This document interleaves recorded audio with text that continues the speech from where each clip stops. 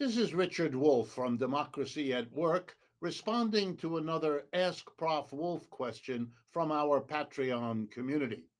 This question comes from Daniel Goff, and it's all about the upsurge in unionization, in strike activity, in worker solidarity, in this case, in the United Kingdom. Although Daniel points out that solidarity is coming from visiting unionists from Australia, New Zealand, and beyond. And his question is, what's going on? It apparently is true in England. It is apparently true across the United Kingdom. And it certainly is true here in the United States that we are observing some kind of upsurge in union, worker militancy, and determination to improve their situation. I think there's no question that Daniel Goff is right. That is going on. And so I would like to address the question why and what does it mean? Here we go. I believe fundamentally that this is a delayed reaction of the working classes in Britain, in the United States, and beyond, many places beyond, a delayed reaction to things that have been going on for 30 or 40 years and have been accelerating in the last 5 or 10. What do I mean? I mean a historic redistribution of wealth and income from the bottom and the middle up to the top that's been going on now for 40 years in Europe, in the United States, and beyond. All the measures of inequality attest to this. Inside the countries of this world, inequality is exploding. It's basically exploding across countries, with the one exception of China, which has gone from being one of the poorest to one of the more prosperous nations in the last 30 or 40 years, but is almost alone, and is certainly alone in the degree to which they have made that transition, and the world is now only beginning to adjust. And working class people have taken it on the chin. It culminated in the great crash of 2008 and 9.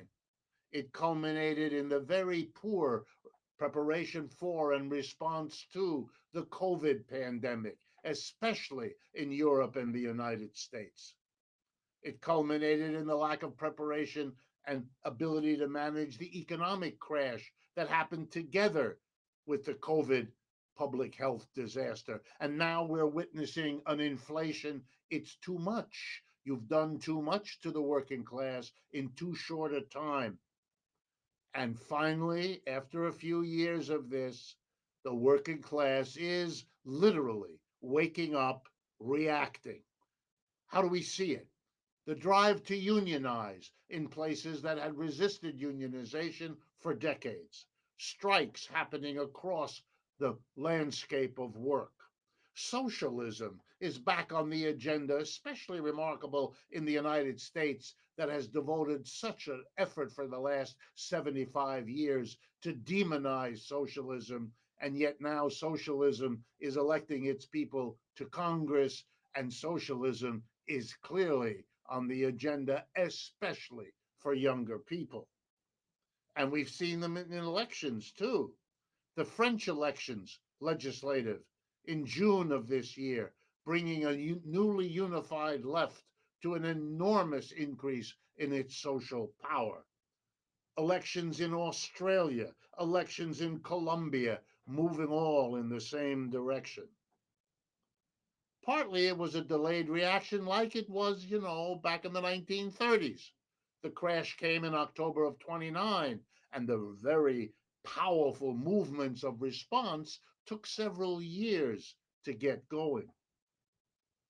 And partly it's a response to the failure of the right wing. The right wing, having destroyed the left wing in Western Europe and North America in large part over the last 30 or 40 years, had the first shot at doing something about the working class being hurt as badly as it has been over the last 30 or 40 years. The right wing proposed solutions, prevent immigration, free up businesses, deregulate so they could make things better. But those things don't work. They never did. They were scapegoating people. They were looking to distract us. They didn't solve the problem. And now the working class has to face that. Look at the absurd irony here in the United States, where having spent the last 10 years ejecting immigrants from the country, we are now awash in screams about the labor shortage we have. Hello, that was the right wing's solution, which it turns out made the problem worse. So, where are we? The left wing is emerging, the labor movement is emerging. We always knew it would. It was a question of when and where and how, not whether. And here are the tasks that a renewed labor militancy has to face. Number one, and this is crucial, you have to organize. You have to understand you cannot do this in tiny groups or as an individual. You have to organize. That's what workers at Starbucks or Amazon or everywhere else are discovering. Number two, you have to rebuild that alliance between the unions at the workplace and, yes, the left wingers, the progressives, the socialists in the community as a whole. They have to be working, one at the workplace, the other one at the civic center, at the neighborhood, at the residence, and together make for change. And most importantly, they have to have a clear vision that they're for something else, not fixing up a declining capitalism, not patching it up again as we did in the 1930s, but a real change, a change that can solve our problems, not put band aids on them, a change that can excite people about a new and better world. And for me, and I hope for you, that change has to happen in the workplace where we spend the bulk of our lives as adults.